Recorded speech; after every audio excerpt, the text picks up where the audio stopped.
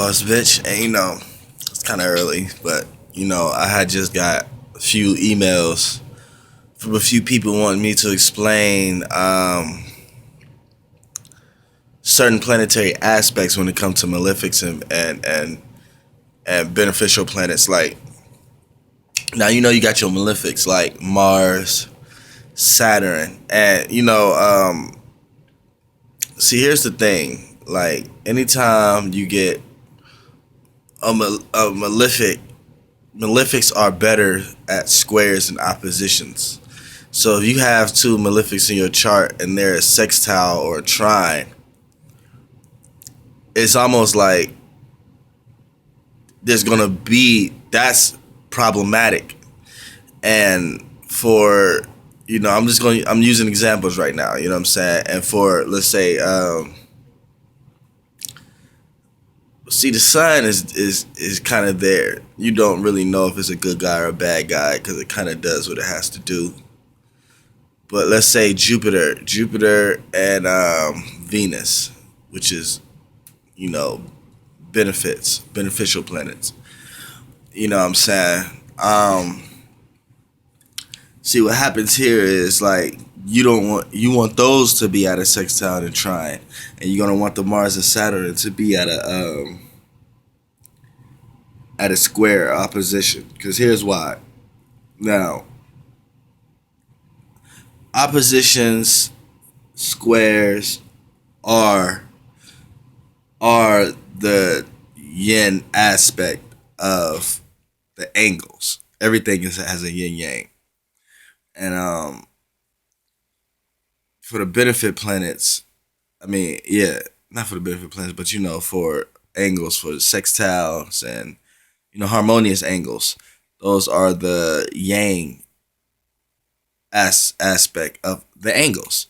So when you have malefic planets like Saturn and Mars, you don't when they at a sextile or a trine, see, that's working together. Sextile is the relationship. Trine is the friendship. Trine is we're on the same page. Sextile is we have an opportunity to build on something. So when you have two malefics that does that, it becomes for an example, you ever say you're working at a job, right? And you surrounded by two leaders, right? Or two aggressive people or two people that want to do one thing, right? And in a job, you have to work together. So say you both on the grill, right? But you both want to show what you do the best. What happens here is arguments, competition may happen.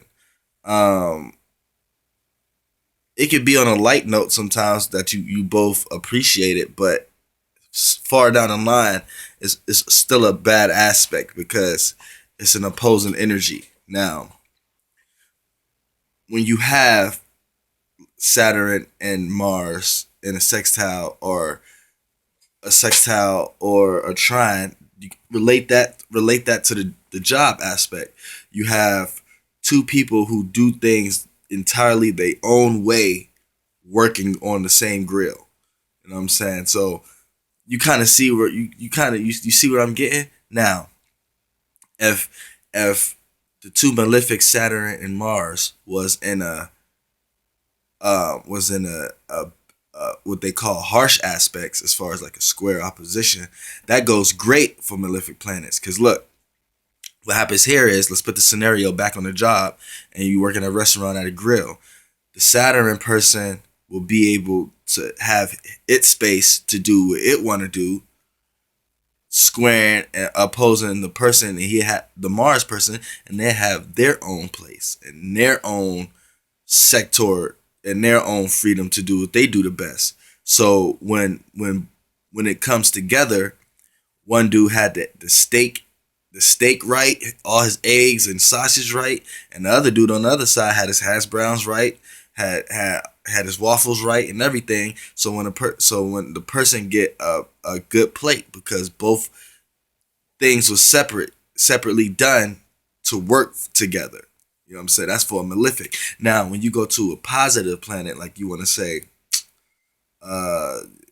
well, okay, Jupiter and Venus. Now, when these be at a sextile or a trine, that's actually is good for that. You know what I'm saying? Because that's a malefic and that's a positive aspect. So when the good planets in it, these are harmonious planets. So they like working together. They like working. Jupiter loves giving wisdom to people. Venus loves showing appreciation to the other person. So when when these get together in a sextile trine, it's good. Now when these two get into a malefic, it's bad.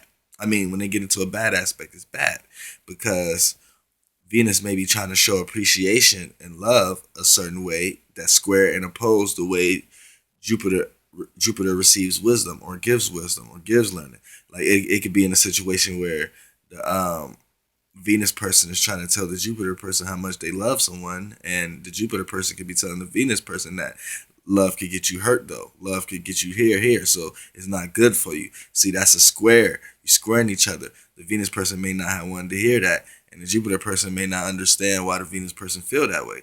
So you see where it is at.